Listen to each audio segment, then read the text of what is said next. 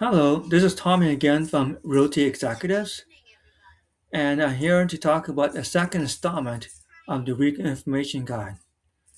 In the first installment, I talked about pages 1, 2, 3, and 4. In this installment, I'm going to continue and talk about what's on pages 4, 5, 6, and 7. This page talks about being self representing. Most people have done so many real estate transactions in the past. Many of them are real estate investors. And they feel that since they have done so many real estate transactions in the past, they bought so much real estate in the past or sold so much real estate in the past, they feel they don't need the help of a realtor. So they chose to be self-representing. When you are self-representing, this means you will not receive any guidance from the realtor. If you have a question about what our property is selling for in a particular neighborhood, you have to check it yourself. The realtor will not give you any guidance in that regard. Any permits, if you need permits to do something for a home in terms of renovations, again, since you feel you could take care of yourself, the realtor will not give you any guidance. You will not look up any permits for you, on a particular city like the city of Mississauga, for example, the city of Toronto. You will have to do it yourself because you feel you can do it. Being self-representing carries some form of risk, but if you feel you can do it, then you cannot expect any guidance from a realtor. When you are self-representing, you usually deal with another realtor when you are interested in buying another home. You have to understand that that realtor is the listing agent, and even though they have chosen to work with you, they have the seller's best interest and only the seller's best interest. This means that there is no one representing you. When you're dealing with a listing agent, they're working for the seller, and their job is to get the highest price possible. So they owe fiduciary duty to the seller. That being said, if you feel you're not being represented fairly because the listing agent is representing the seller's best interest, you can change your mind and become a client of a particular brokerage. This means the co-op agent will represent your best interest and try to get the best price possible for the listing that you are interested in.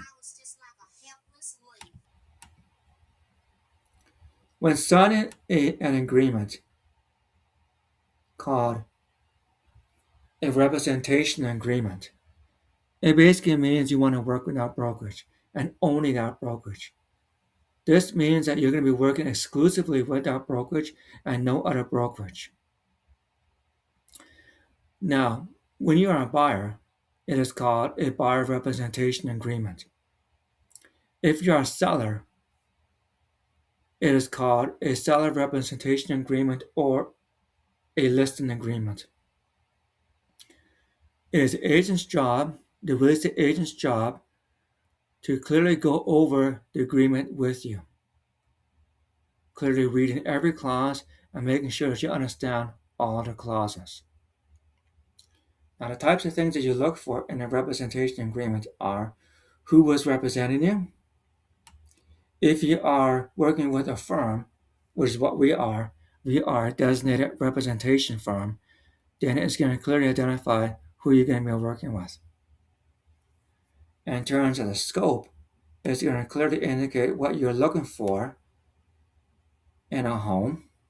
If you're the buyer, where do you want to live, type of home you want to live with, and so on. If you're the seller, the agreement is going to specifically identify the specific property. It will also identify other things such as the services that you want. If you want an open house, for example, um, if you expect the real estate agent to list your property not only on MLS but also in other magazines such as neighborhood magazines or trade magazines. This could also be wrapped into the services part. which I'll explain on the next page.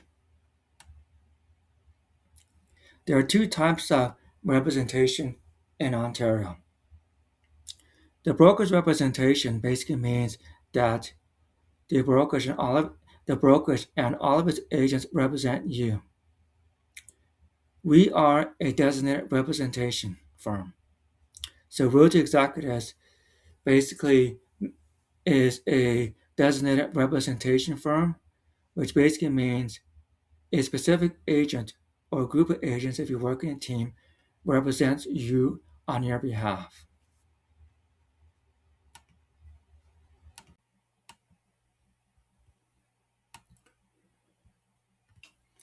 Other things you have to look for in the representation agreements, whether it's for the buyer or seller, are the services that are provided. Now, some of these services I mentioned under the scope, but services are specific services that the realtor will provide to you that goes beyond the standard set of services. For example, if you are the listing agent and you want to provide a service that you will buy the home at agreed upon price if you can't sell a home in X amount of time, then you have to clearly write that down. Payment amount and terms, this basically tells you how the brokerage is going to get paid. The brokerage can get paid by an agreed upon fixed amount, a percentage of the sale price, or a combination of both. The rep agreement cannot specify an amount based on a difference between a property's listing price and what it sells for. So, if you are a seller, your agreement needs to clearly indicate the amount you agree to pay your brokerage or how it will be calculated for the services and representation you receive, the amount of how it will be calculated you agree to pay, if any, to compensate the buyer for the brokerage fees, and how the amounts you agree to pay might change if you consent to multiple representation, which we will discuss in page 9. If you are the buyer, pretty much similar. It is the amount you agree to pay your brokerage or how it will be calculated for the services and representation you receive. How the amount you agree to pay will change if the seller agrees to cover some or all of your brokerage fees, and how the amount you agree to pay might change if you consent to multiple representation.